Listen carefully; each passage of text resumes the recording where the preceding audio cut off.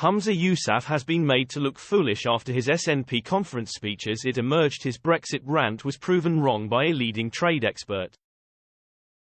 Humza Yousaf's rant about Brexit at the SNP conference has unravelled quickly due to information provided by one of Britain's leading trade experts. Prior to Mr. Yousaf's pledge to make an independent Scotland rejoin the EU, the Director General of the Institute of Export and International Trade, Iook, Marco Forgione, told Express that Scotland is benefiting from Brexit. Added to that, Whitehall sources have said that SNP ministers, far from trying to disassociate with Brexit, are privately working with the Department of Business and Trade, trying to capitalise on trade deals with the rest of the world. Mr. Yousaf tried to frame Brexit as a disaster for Scotland and suggest that it needed to rejoin the EU. However, the forthcoming trade deal with India alone, made possible by Brexit, will be worth billions in revenue for one of Scotland's leading industries.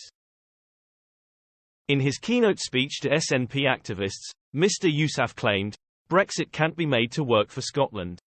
It has been an unmitigated disaster. With independence, we can escape the failed UK Brexit-based economy and take our place for the very first time as a member state in our right of the EU."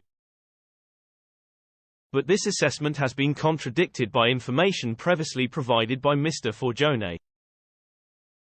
The IOEIT had its AGM in Scotland earlier this year, which saw SNP Business Minister Richard Lochhead give the opening welcoming statement to the organisation driving the UK's international trade partnerships. Outlining the benefits of opened-up international trade resulting from Brexit, Mr. Forgione said, "There are important trade policies with Scotland's green free ports." He went on, "Also the fact that two of the UK's largest exports, whisky and salmon, are from Scotland." On whisky, Mr. Forgione added, "The global market for whisky is huge. And obviously, the Scottish brand whisky has such cachet. It is such a recognised and in-demand product. It is huge.